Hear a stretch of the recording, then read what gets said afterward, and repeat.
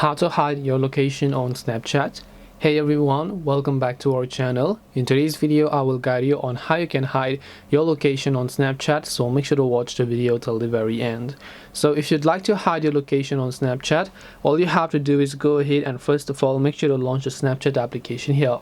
Once you launch the Snapchat app, now one thing that you can do to hide your location is simply disable location from your phone setting itself. So if you have enabled it, you can simply turn your GPS settings off. Other thing that you can do is if you come to the Snap Map icon here, and if you don't want people to view your current location, what you can do to hide your location is enable ghost mode.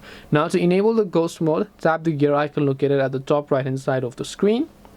Here you will find the option called ghost mode. You can see in my case it is already enabled, so if I want to enable ghost mode, I can just turn it on and no one else on Snapchat will be able to view my current location.